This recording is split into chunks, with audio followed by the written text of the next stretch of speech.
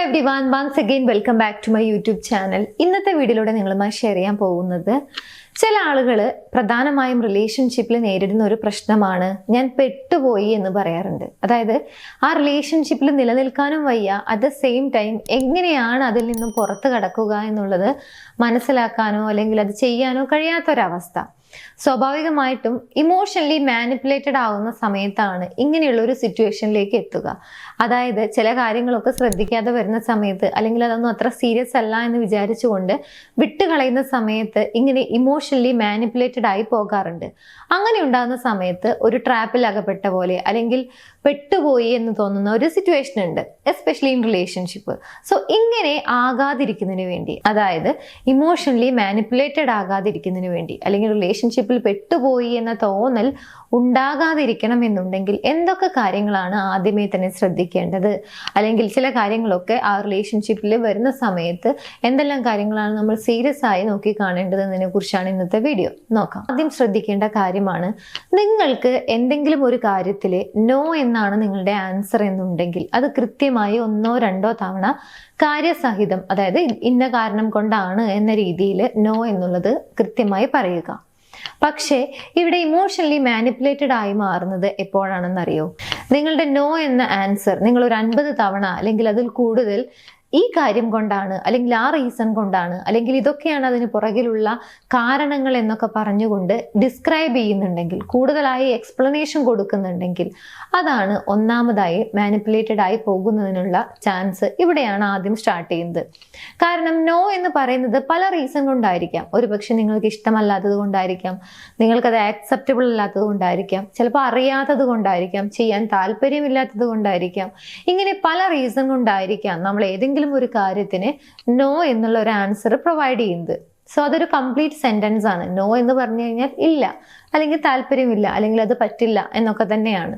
പക്ഷേ നിങ്ങൾ കൂടുതലായി ഇത് ഡിസ്ക്രൈബ് ചെയ്യുന്ന സമയത്ത്, കൂടുതലായി അതിന് എക്സ്പ്ലനേഷൻ കൊടുക്കുന്ന സമയത്ത് ആ ഒരു നോ എന്ന് പറയുന്ന ഒരു ആൻസറിന്റെ വാല്യൂ, അതല്ലെങ്കിൽ അതിന്റെ ഒരു സീരിയസ്നെസ് അവിടെ ഇല്ലാതായി പോകുന്നു എന്നുള്ളതാണ്. മാത്രമല്ല പതിയെ പതിയെ കൂടുതലായി എക്സ്പ്ലനേഷൻ കൊടുക്കും തോറും അത് അവിടെ ഇമോഷണലി മാനിപ്പുലേറ്റഡ് ആയി പോകാനുള്ള സാധ്യത കൂടുതലാണ്. പലപ്പോഴും നിങ്ങൾക്ക് ഒരിക്കലും ആക്സെപ്റ്റ് ചെയ്യാൻ പറ്റാത്ത, അല്ലെങ്കിൽ നിങ്ങൾ വളരെയധികം സീരിയസ് ആയി പല കാര്യങ്ങളും പറയുന്ന സമയത്തൊക്കെയാണ് ഇങ്ങനെ സംഭവിക്കുന്നത് എന്നുണ്ടെങ്കിൽ 1 or 2 തവണ ഇത് ഓക്കെ ആയിരിക്കാം. പക്ഷേ കണ്ടിന്യൂസ് ആയി ഇത് തന്നെയാണ് സംഭവിക്കുന്നത് എന്നുണ്ടെങ്കിൽ അവിടെ ഇമോഷണലി മാനിപ്പുലേറ്റഡ് ആകാനുള്ള സാധ്യത കൂടുതലാണ്. സോ ഇങ്ങനെ ഇമോഷണലി മാനിപ്പുലേറ്റഡ് ആകാതിരിക്കണം എന്നുണ്ടെങ്കിൽ ആദ്യം ശ്രദ്ധിക്കേണ്ട കാര്യം, നിങ്ങൾക്ക് എന്തെങ്കിലും ഒരു കാര്യത്തിന് ഉത്തരം, അത് യെസ് ആയിക്കൊള്ളട്ടെ നോ ആയിക്കൊള്ളട്ടെ, അതെന്താണ് എന്നുള്ളത് അല്ലെങ്കിൽ എന്തുകൊണ്ടാണ് എന്നുള്ളത് 1 or 2 തവണ പറയുക. ഒരുപാട് തവണ പറഞ്ഞ് അതിന്റെ സീരിയസ്നെസ് അല്ലെങ്കിൽ ആ ഒരു ഉത്തരത്തിന്റെ വാല്യൂ കളയാതിരിക്കുക. രണ്ടാമത്തെ പോയിന്റ് നോക്കുന്നതിന് മുൻപായി നിങ്ങളോട് ഒരു കാര്യം പറയാൻ ആഗ്രഹിക്കുന്നു. നിങ്ങളുടെ റിലേഷൻഷിപ്പിൽ നിങ്ങൾ ഏതെങ്കിലും രീതിയിലുള്ള ഇഷ്യൂസ് ഫേസ് ചെയ്യുന്നുണ്ടെങ്കിൽ അതിനൊരു പ്രോപ്പർ ഗൈഡൻസ് വേണം, ആ റിലേഷൻഷിപ്പ് ഇഷ്യൂ സോൾവ് ചെയ്യണമെന്ന ആഗ്രഹമുണ്ടെങ്കിൽ അതിന് സപ്പോർട്ടിന് വേണ്ടി മുകളിൽ കാണുന്ന നമ്പറിലേക്ക് കോൺടാക്ട് ചെയ്യാവുന്നതാണ്. ഞങ്ങളുടെ ടീം നിങ്ങളെ ഹെൽപ്പ് ചെയ്യുന്നതാണ്. ഇനി ഇമോഷണലി മാനിപ്പുലേറ്റഡ് ആകാതിരിക്കണം എന്നുണ്ടെങ്കിൽ രണ്ടാമതായി ശ്രദ്ധിക്കേണ്ട കാര്യം, ആ റിലേഷൻഷിപ്പിൽ അല്ലെങ്കിൽ ഓപ്പോസിറ്റ് നിൽക്കുന്ന വ്യക്തി ഗിൽറ്റ് ഗെയിം എന്ന് പറയുന്ന ഒരു കാര്യം പ്ലേ ചെയ്യുന്നുണ്ടോ ഇല്ലയോ എന്നുള്ളത് ശ്രദ്ധിക്കുക. അതായത് നിങ്ങളിൽ ഒരു കുറ്റബോധം ഉണ്ടാക്കുന്ന രീതിയിൽ സംസാരിക്കുന്നുണ്ടോ. ഇത് 1 or 2 തവണയല്ല പറയുന്നത്, കണ്ടിന്യൂസ് ആയിട്ട് റിലേഷൻഷിപ്പിൽ ഇങ്ങനെ നടക്കുന്ന സമയത്താണ് പലപ്പോഴും ആ റിലേഷൻഷിപ്പിൽ പെട്ടുപോയി എന്ന് പറയുന്ന ഒരവസ്ഥ ഉണ്ടാകുന്നത്. സോ നിങ്ങളിൽ ഒരു കുറ്റബോധം ഉണ്ടാക്കുന്ന രീതിയിൽ അവർ സംസാരിക്കുന്നുണ്ടോ എന്നുള്ളത് നോക്കുക. ഫോർ എക്സാമ്പിൾ, പലപ്പോഴും ഇങ്ങനെ ഇമോഷണലി മാനിപ്പുലേറ്റഡ് ആക്കുന്ന ആളുകൾ ഡയറക്റ്റ് ആയിട്ടൊന്നും ചോദിക്കില്ല, അവർക്ക് എല്ലാ കാര്യങ്ങളും ഇൻഡയറക്റ്റ് ആയിരിക്കാം. ഫോർ എക്സാമ്പിൾ, എന്തെങ്കിലും ഒരു കാര്യത്തിൽ അവർക്കൊരു ആൻസർ വേണം, അല്ലെങ്കിൽ അവർ ഉദ്ദേശിക്കുന്ന ഒരു കാര്യം ഉണ്ടായിരിക്കും. സോ ആ ഒരു ഉത്തരത്തിലേക്ക് നിങ്ങളെ എത്തിക്കുക എന്നുള്ളതാണ് അവരുടെ ഉദ്ദേശം അല്ലെങ്കിൽ അവരുടെ ആഗ്രഹം എന്നുണ്ടെങ്കിൽ പലപ്പോഴും അവർ പറയുന്ന ഒരു കാര്യമാണ്, ഇത്രയൊക്കെ ഞാൻ ചെയ്തു തന്നിട്ടും, അല്ലെങ്കിൽ അത്രയും വലിയൊരു കാര്യം ഞാൻ ചെയ്തിട്ടും, അല്ലെങ്കിൽ നീ ഒരുപാട് മാറിപ്പോയി, അല്ലെങ്കിൽ ഇത്രയൊക്കെ ഞാൻ ചെയ്തിട്ടും ഇങ്ങനെയാണോ പെരുമാറുന്നത്, അല്ലെങ്കിൽ ഇത്രയേ എന്നോട് കമ്മിറ്റ്മെന്റ് ഉള്ളോ, അല്ലെങ്കിൽ ഇങ്ങനെയാണോ പെരുമാറുന്നത്. ഇങ്ങനെ പറയുന്ന സമയത്ത് സ്വാഭാവികമായിട്ടും ഓപ്പോസിറ്റ് നിൽക്കുന്ന വ്യക്തിയിൽ അവരെന്തോ ഒരു തെറ്റ് ചെയ്തു, അല്ലെങ്കിൽ ഞാൻ ചെയ്യുന്നത് ശരിയല്ലേ എന്നൊരു തോന്നലിലേക്ക് പതിയെ പോകും എന്നുള്ളതാണ് അവരുടെ ചിന്തകൾ. സോ ഇതൊരു തരത്തിലുള്ള ഗിൽറ്റ് ഗെയിം പ്ലേ ചെയ്യുന്ന ഒരു കാര്യമാണ്. സോ നിങ്ങളിൽ കുറ്റബോധം ഉണ്ടാക്കുക, അല്ലെങ്കിൽ നിങ്ങൾ ഒരു തെറ്റ് ചെയ്യുന്നു, അല്ലെങ്കിൽ നിങ്ങൾ ചെയ്യുന്നത് ശരിയല്ല എന്നൊരു തോന്നലിലേക്ക് നിങ്ങളെ തള്ളിയിടുന്ന ഒരവസ്ഥ. സോ ഇത്തരത്തിൽ കണ്ടിന്യൂസ് ആയിട്ട് റിലേഷൻഷിപ്പിൽ നടക്കുന്നുണ്ടെങ്കിൽ മനസ്സിലാക്കുക അത് മാനിപ്പുലേറ്റ് ചെയ്യുന്നതിനുള്ള മറ്റൊരു തന്ത്രമാണ്, അല്ലെങ്കിൽ മാനിപ്പുലേറ്റേഴ്സ് ആണ് കൂടുതലായിട്ടും ഇങ്ങനെ കുറ്റബോധം ഉണ്ടാക്കിക്കൊണ്ട് അവരുടെ കാര്യങ്ങൾ നേടിയെടുക്കുന്നത്. ഇനി മൂന്നാമതായി, റിലേഷൻഷിപ്പിൽ പെട്ടുപോയി അല്ലെങ്കിൽ ഇമോഷണലി മാനിപ്പുലേറ്റഡ് ആയി എന്ന് തോന്നാതിരിക്കണം, അല്ലെങ്കിൽ അങ്ങനെയുള്ള ഒരു സിറ്റുവേഷനിലേക്ക് എത്താതിരിക്കണം എന്നുണ്ടെങ്കിൽ ശ്രദ്ധിക്കേണ്ട കാര്യമാണ് നിങ്ങളുടെ പേഴ്സണൽ ബൗണ്ടറീസ്, നിങ്ങൾ സെറ്റ് ചെയ്തിട്ടുള്ള ബൗണ്ടറീസ് കൃത്യമായി റെസ്പെക്റ്റ് ചെയ്യപ്പെടുന്നുണ്ടോ ഇല്ലയോ എന്നുള്ളത് ശ്രദ്ധിക്കുക. ഫോർ എക്സാമ്പിൾ, എന്തെങ്കിലും ഒരു കാര്യത്തിൽ നിങ്ങൾ നോ എന്നുള്ള ഒരു ആൻസർ കൊടുത്തു, അല്ലെങ്കിൽ നിങ്ങളെ കൊണ്ട് അത് പറ്റില്ല, അല്ലെങ്കിൽ അത് ശരിയല്ല എന്നുള്ളത് ഓപ്പോസിറ്റ് നിൽക്കുന്ന വ്യക്തിയുടെ അഭിപ്രായത്തോട് നേരെ എഗെയിൻസ്റ്റ് ആയിട്ടാണ് നിങ്ങളുടെ അഭിപ്രായം എന്ന് വിചാരിക്കുക. ആ വ്യക്തി എങ്ങനെയാണ് പ്രതികരിക്കുന്നത്, അതിനോട് എങ്ങനെയാണ് റിയാക്ട് ചെയ്യുന്നത് എന്നുള്ളത് ശ്രദ്ധിക്കുക. സെൽഫിഷ് ആയിട്ടാണോ, അല്ലെങ്കിൽ വളരെയധികം ദേഷ്യപ്പെടുന്നുണ്ടോ, ഇങ്ങനെ ഒരു ഹെൽത്തി അല്ലാത്ത രീതിയിലാണ് അവരുടെ പ്രതികരണങ്ങൾ കൂടുതലായിട്ടും വരുന്നത് എന്നുണ്ടെങ്കിൽ അവിടെയാണ് ശ്രദ്ധിക്കേണ്ടത്. കാരണം രണ്ട് വ്യക്തികളാണ് ഒരു റിലേഷൻഷിപ്പിലുള്ളത്, സ്വാഭാവികമായിട്ടും രണ്ട് അഭിപ്രായങ്ങളാകാം, അത് സാധാരണമായിട്ടുള്ള ഒരു കാര്യമാണ്. പക്ഷേ ഓപ്പോസിറ്റ് നിൽക്കുന്ന വ്യക്തിയുടെ അഭിപ്രായങ്ങൾ ആക്സെപ്റ്റ് ചെയ്യാൻ, അല്ലെങ്കിൽ അത് അംഗീകരിക്കാൻ ബുദ്ധിമുട്ടുണ്ടാവുന്ന സമയത്ത്, അല്ലെങ്കിൽ വളരെയധികം സെൽഫിഷ് ആയി പോകുന്ന സമയത്തൊക്കെയാണ് ഇങ്ങനെ എഗെയിൻസ്റ്റ് ആയിട്ടുള്ള ഒരു ആൻസർ വരുന്ന സമയത്ത് വളരെ വയലന്റ് ആയിട്ട് പെരുമാറുന്നു, അല്ലെങ്കിൽ ദേഷ്യപ്പെടുക, അങ്ങനെയൊക്കെ ചെയ്യുന്നത്. സോ നിങ്ങളുടെ പേഴ്സണൽ ബൗണ്ടറീസ്, അല്ലെങ്കിൽ ഒരു റിലേഷൻഷിപ്പിന്റെ കേസിൽ നിങ്ങൾ സെറ്റ് ചെയ്തിട്ടുള്ള ബൗണ്ടറീസ് കൃത്യമായി റെസ്പെക്ട് ചെയ്യപ്പെടുന്നുണ്ടോ, അല്ലെങ്കിൽ അത് ബ്രേക്ക് ചെയ്യപ്പെടുന്നുണ്ടോ എന്നുള്ളത് ചിന്തിക്കുക, അത് ശ്രദ്ധിക്കുക എന്നുള്ളതാണ് ഇമോഷണലി മാനിപ്പുലേറ്റഡ് ആകാതിരിക്കണം എന്നുണ്ടെങ്കിൽ ശ്രദ്ധിക്കേണ്ട മൂന്നാമത്തെ കാര്യം. ഇനി നാലാമത്തെ ഒരു കാര്യമാണ്, പലപ്പോഴും വളരെ സൈലന്റ് ആയിട്ടുള്ള, അല്ലെങ്കിൽ വളരെ ഒരു സമാധാനം വേണമെന്നൊക്കെ ആഗ്രഹിക്കുന്ന ആളുകളാണെങ്കിൽ പല കാര്യങ്ങളും വേണ്ട, അല്ലെങ്കിൽ കണ്ടില്ല എന്നൊക്കെ നടിക്കും. പക്ഷെ ഒരു റിലേഷൻഷിപ്പിന്റെ കേസിലേക്ക് വരുന്ന സമയത്ത് കണ്ടിന്യൂസ് ആയി കണ്ടില്ല എന്ന് നടിക്കുന്ന സമയത്ത്, അല്ലെങ്കിൽ അതൊക്കെ പോട്ടെ എന്ന് വിചാരിച്ചുകൊണ്ട് വിട്ടുകളയുന്ന സമയത്ത്, ഒരു പോയിന്റ് എത്തുന്ന സമയത്ത് ടയേർഡായി പോകും എന്നുള്ളതാണ്. മാത്രമല്ല, ഓപ്പോസിറ്റ് നിൽക്കുന്ന വ്യക്തിയെ സംബന്ധിച്ചിടത്തോളം അതെല്ലാം ഒരു ചാൻസ് എന്ന രീതിയിലായിരിക്കും. അതായത് ഇമോഷണലി മാനിപ്പുലേറ്റ് ചെയ്യുന്ന ആളുകളാണെങ്കിൽ തീർച്ചയായിട്ടും അവർക്കൊരു ചാൻസ് എന്ന രീതിയിൽ, അല്ലെങ്കിൽ അവർക്ക് ഒരുപാട് അവസരം ലഭിച്ചു, അല്ലെങ്കിൽ ഇനിയും ഇതുപോലെ തന്നെ പ്രവർത്തിക്കാം എന്നുള്ള രീതിയിലൊക്കെ ആയിരിക്കാം അവർ തിങ്ക് ചെയ്യുന്നത്. സോ നിങ്ങൾ സമാധാനം വേണം, അല്ലെങ്കിൽ റിലേഷൻഷിപ്പ് ഹെൽത്തിയായി മുന്നോട്ട് പോകണം എന്നൊക്കെ കരുതിക്കൊണ്ട്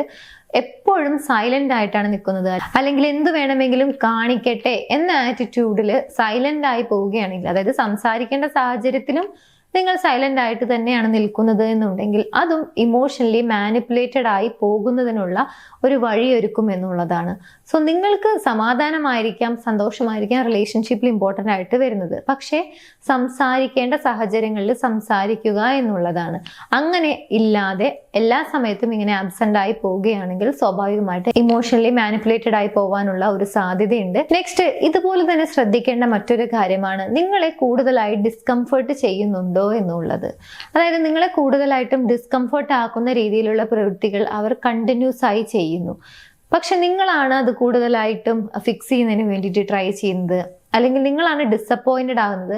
ബട്ട് നിങ്ങൾ തീരെ പ്രതികരിക്കുന്നില്ല, അല്ലെങ്കിൽ അതൊക്കെ ഓക്കെ കുഴപ്പമില്ല എന്ന ഒരു രീതിയിലാണ് നിങ്ങൾ അതെല്ലാം എടുക്കുന്നത് എന്നുണ്ടെങ്കിൽ സ്വാഭാവികമായിട്ടും ഇങ്ങനെ തന്നെ കണ്ടിന്യൂസ് ആയിട്ടാണ് നിങ്ങളുടെ റിയാക്ഷൻ എന്നുണ്ടെങ്കിൽ അവിടെയും ഇമോഷണലി മാനിപ്പുലേറ്റഡ് ആയി പോകുന്നതിനുള്ള സാധ്യത കൂടുതലാണ്. നെക്സ്റ്റ് വൺ, ശ്രദ്ധിക്കേണ്ട ഒരു കാര്യം, പലപ്പോഴും നമുക്ക് അറിയാവുന്ന ഒരു കാര്യമാണ്, ഒരു വ്യക്തിയെ നമ്മൾ പരിചയപ്പെടുന്നു അല്ലെങ്കിൽ ഒരു റിലേഷൻഷിപ്പിലൊക്കെ ആയിരിക്കുന്ന സമയത്ത് എപ്പോഴും ശ്രദ്ധിക്കേണ്ട ഒരു കാര്യമാണ് അവർ പറയുന്ന കാര്യങ്ങളും അതുപോലെ അവരുടെ പ്രവൃത്തിയും തമ്മിൽ ഒരു മാച്ച് ഉണ്ടോ, അതോ വളരെയധികം വൈരുദ്ധ്യമുണ്ടോ എന്നുള്ളത് ചെക്ക് ചെയ്യണം, അല്ലെങ്കിൽ അത് ശ്രദ്ധിക്കണം എന്നുള്ളതൊക്കെ.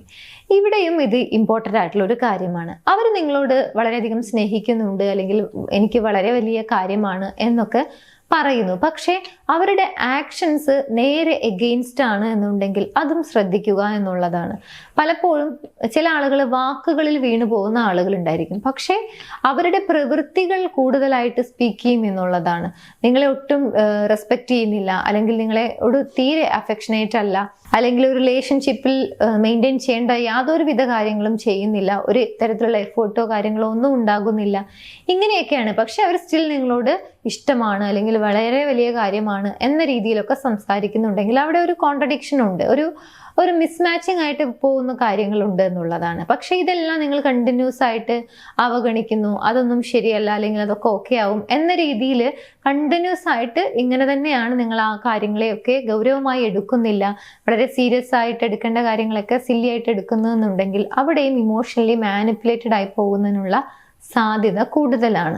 ഒരു ചെറിയൊരു ഉദാഹരണം നോക്കുകയാണെങ്കിൽ, നിങ്ങളോട് വളരെയധികം കെയർ ഉണ്ട് അല്ലെങ്കിൽ നിങ്ങളെക്കുറിച്ച് ഞാൻ ഒരുപാട് കൺസേൺഡ് ആണ് എന്നൊക്കെ പറയുന്നു. പക്ഷേ നിങ്ങൾക്കൊരാവശ്യം വരുന്ന സമയത്ത് അല്ലെങ്കിൽ ഒരു അത്യാവശ്യം വരുന്ന സമയത്ത് ഒക്കെ അവർ ഡിസപ്പിയർ ആവുകയാണ് അല്ലെങ്കിൽ അവർ വാനിഷ് ആയി പോകുന്ന രീതിയിലാണ് അവരുടെ ആക്ഷൻ എന്നുണ്ടെങ്കിൽ അവിടെ ഒരു മിസ്മാച്ചിങ് ഉണ്ട്. കാരണം അവർ വളരെയധികം കൺസേൺഡ് ആണ് നിങ്ങളെക്കുറിച്ച്, നിങ്ങളോട് ഒരുപാട് കെയറിങ് ഉണ്ട് അവരുടെ മനസ്സിൽ അല്ലെങ്കിൽ അവരുടെ ആക്ഷനിൽ എന്നൊക്കെ പറയുന്നു. ബട്ട് സ്റ്റിൽ അവരുടെ പ്രവൃത്തി നിങ്ങൾക്കൊരാവശ്യം വരുന്ന സമയത്ത് അവരെ ഒട്ടും അവൈലബിൾ ആകുന്നില്ല അല്ലെങ്കിൽ ഒരു ഹെൽപ്പും അവരുടെ ഭാഗത്തു നിന്ന് കിട്ടുന്നില്ല, ഒരു മെന്റൽ സപ്പോർട്ട് പോലും കിട്ടുന്നില്ല എന്നുണ്ടെങ്കിൽ അവിടെ മിസ്മാച്ചിങ് ആയി കിടക്കുന്നുണ്ട് അവരുടെ വാക്കുകളും പ്രവൃത്തികളും.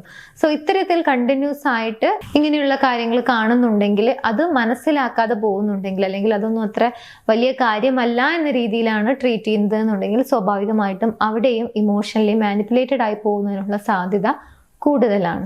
ഇനി ലാസ്റ്റ് ആൻഡ് ഫൈനൽ ആയിട്ടുള്ള ഒരു കാര്യം, നമ്മൾ ഇമോഷണലി മാനിപ്പുലേറ്റഡ് ആകരുത് അല്ലെങ്കിൽ ആകണ്ട എന്ന് തന്നെയാണ് വിചാരിക്കുന്നത് എന്നുണ്ടെങ്കിൽ തീർച്ചയായിട്ടും അവിടെ ഒരു ക്ലാരിറ്റി ഉണ്ടായിരിക്കണം. നിങ്ങൾ എന്ത് കാര്യം സംസാരിക്കുമ്പോഴും എന്ത് കാര്യം ഷെയർ ചെയ്യുമ്പോഴും അവിടെ ക്ലാരിറ്റി ഉണ്ട് എന്നുള്ളത് ഉറപ്പുവരുത്തുക. മനസ്സിലാവാത്ത കാര്യങ്ങളാണെങ്കിൽ മനസ്സിലായില്ല എന്നുള്ളത് തന്നെ കൃത്യമായി പറയുക, വീണ്ടും ചോദിക്കുക എന്നുള്ളതാണ്. അതുപോലെ തന്നെ നിങ്ങളുടെ പ്രവൃത്തികൾ ഉണ്ടായിരിക്കും. ഒരാൾ ഒരു ആക്ഷൻ ചെയ്തു കഴിഞ്ഞാൽ ഓപ്പോസിറ്റ് നിൽക്കുന്ന വ്യക്തിയിൽ അത് ഉണ്ടാക്കുന്ന ഒരു ഫീലിങ്സ് അല്ലെങ്കിൽ അവരിൽ ഉണ്ടാക്കുന്ന ഒരു തോട്ട് ഉണ്ടായിരിക്കും. അങ്ങനെ നിങ്ങൾക്ക് തോന്നുന്ന ഇമോഷൻസ്, നിങ്ങളുടെ ഫീലിങ്സ്, നിങ്ങൾക്ക് എന്താണോ തോന്നുന്നത്, ഡിസ്കംഫർട്ട് ആണെങ്കിൽ അത്, കംഫർട്ട് ആണെങ്കിൽ അത്, അതുപോലെ തന്നെ അവരുടെ പ്രവൃത്തികൾ എന്തെങ്കിലും നിങ്ങളെ വേദനിപ്പിച്ചിട്ടുണ്ടെങ്കിൽ അല്ലെങ്കിൽ വേദനിപ്പിക്കുന്നുണ്ടെങ്കിൽ അല്ലെങ്കിൽ നിങ്ങൾക്കൊരു കൺഫ്യൂഷൻ ഉണ്ടാക്കുന്നുണ്ടെങ്കിൽ ഇങ്ങനെയുള്ള കാര്യങ്ങളിലൊക്കെ ക്ലാരിറ്റി വരുത്തുക എന്നുള്ളതാണ്. സോ ഇമോഷണലി മാനിപ്പുലേറ്റഡ് ആകാതിരിക്കണം എന്നുണ്ടെങ്കിൽ ഫൈനലി ശ്രദ്ധിക്കേണ്ട ഒരു കാര്യമാണ് ക്ലാരിറ്റി. നിങ്ങൾക്കിടയിൽ ആ ഒരു ക്ലാരിറ്റി ഉണ്ട്, ആ ഒരു ട്രാൻസ്പെറൻസി ഉണ്ട് എന്നുള്ളത് ഉറപ്പുവരുത്തുക.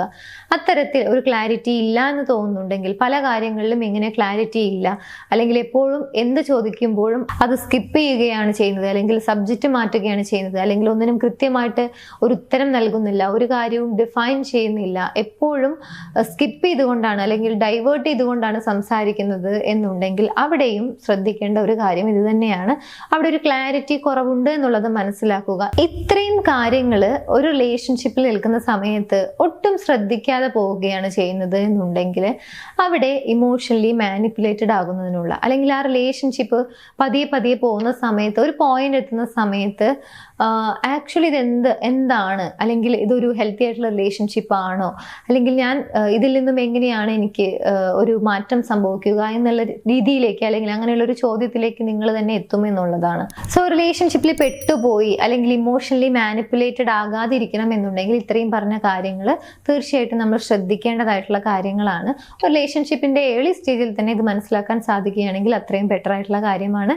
എനിവേസ്, ഈ ഒരു വീഡിയോ നിങ്ങൾക്ക് യൂസ്ഫുൾ ആണെന്ന് വിചാരിക്കുന്നത്. യൂസ്ഫുൾ ആണെങ്കിൽ മറ്റുള്ള ആളുകളിലേക്ക് ഷെയർ ചെയ്യാൻ മറക്കരുത്. എൻ്റെ യൂട്യൂബ് ചാനൽ നിങ്ങൾ ആദ്യമായാണ് കാണുന്നത് എന്നുണ്ടെങ്കിൽ, പുതിയ വീഡിയോസ് കാണാൻ താല്പര്യമുണ്ടെങ്കിൽ ചാനൽ സബ്സ്ക്രൈബ് ചെയ്യാനും മറക്കരുത്. മറ്റൊരു വീഡിയോയിൽ കാണാം. താങ്ക്